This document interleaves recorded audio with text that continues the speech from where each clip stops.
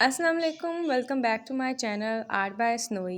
आज जो हमारी वीडियो है वो बेसिकली एक सिंगर का स्केच है जो कि मेरी दोस्त की बहन ने कहा था कि प्लीज़ आप ये मुझे आप बना के दें। तो उनकी फरमाइश पे मैंने बनाया था और ये सिंगर हैं सिद्धू मूसेवाला, जो कि अब नहीं है इस दुनिया में। बेसिकली ना मैं डेफ पीपल्स की बनाती नहीं हूँ स्केच, क्योंकि ना मुझे पता नहीं क्यों ना अच्छा नहीं लगता। लाइक अजीब सा होता है कि अब जो बंदा नहीं है उसका मैं कैसे बनाऊँ, लेकिन फिर भी उन्होंने बहुत रिक्वेस्ट की थी, दिल से की थी, तो मैंने कहा चलें बना देती हूँ, कोई बात नहीं। तो आप मुझे बताइएगा कि कैसा लगा। इसमें थोड़े-थोड़े स्टेप्स मैंने छोड़े थे, क्योंकि जब स्केचिंग करी थी तो मैं भूल गई थी स्टेप को रिकॉर्ड करना। तो आप देखिए, मुझे बताएँ कि आपको कैसी लगी। वैसे जो इसका एंड रिज़ल्ट है ना, वो मैं बहुत शॉक थी कि वाक़ई ये मैंने बनाया है। मुझे बिलीव नहीं हो रहा था खुद पे, क्योंकि एज़ यू ऑल नो कि मैं कोई प्रोफ़ेशनल स्केच आर्टिस्ट नहीं हूँ। मुझे हार्डली 1 साल हुआ है स्केच बनाते हुए।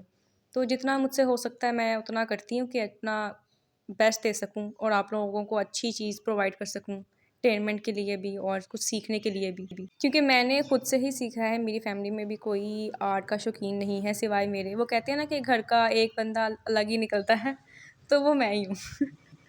वैसे भी मेरी जो आर्ट है वो मेरी हॉबी है, प्रोफ़ेशन नहीं है। तो इस लिहाज से मैं एज़ अ हॉबी ही लेके चलती हूँ, प्रोफ़ेशनल वे में नहीं लेके चलती। बट फिर भी मैं कोशिश करती हूँ कि मैं अपना जो है वो बेस्ट दूँ और अच्छी चीज़ सामने आए।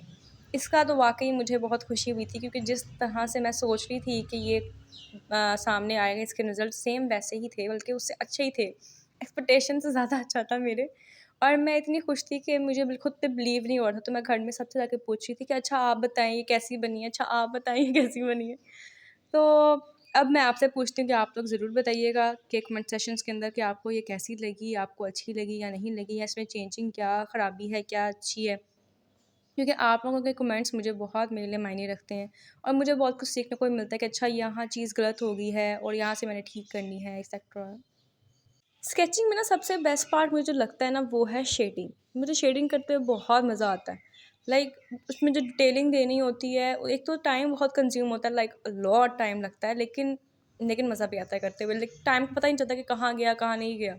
इस स्केच को बनाते हुए मुझे तकरीबन, अगर सारी फ़िज़ूल चीज़ें निकाल के लाइक स्क्रॉलिंग वगैरह टिकटॉक पे, इंस्टा पे करने से बगैर निकाले, तो मुझे हार्डली 3 आवर्स लगे थे इस पूरे स्केच को बनाते हुए। मज़ा आया था काफ़ी बनाने में। और मैंने एक और चीज़ सोची है कि मैं अब ना वीक में 2 लॉन्ग वीडियोज़ डालूँ, तो आप मुझे बताइएगा कि आपको और क्या चीज़ चाहिए, मतलब किस आर्टिस्ट का स्केच है, किसी और का स्केच अगर चाहिए तो मुझे ज़रूर बताइएगा। मैंने एक और चीज़ भी नोट की है कि मैं जब पेंटिंग करती हूँ उस पे ज़्यादा व्यूज़ आते हैं एज़ कम्पेयर टू स्केचिंग। तो आप मुझे सजेस्ट करें कि मैं पेंटिंग कंटिन्यू करूँ या फिर स्केचिंग कंटिन्यू करूँ? आजकल वैसे भी मैं कोई सही वीडियो डाल नहीं पा रही, लाइक कोई अच्छी एडिटिंग वगैरह के साथ, क्योंकि घर में हमारा काम चल रहा है। तो वो कंप्लीट होगा तो इंशाल्लाह मैं अपनी रूटीन में वापस आऊँगी और बेहतर तरीके से करने की कोशिश करूँगी। एक तो मेरी बातें ख़त्म हो जाती हैं, मुझे समझ नहीं आती कि क्या बोलूँ क्या नहीं।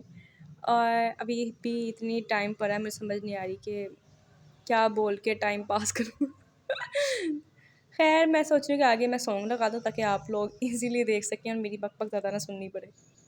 वैसे मैं सोच रही हूँ कि मैं अब से शॉर्ट पे भी ना वॉइस लगाना स्टार्ट कर दूँ। अगर आप लोग चाहते हैं तो मैं फिर उस पे भी कर देती हूँ, वरना सॉन्ग ही लगा लिया करूँगी।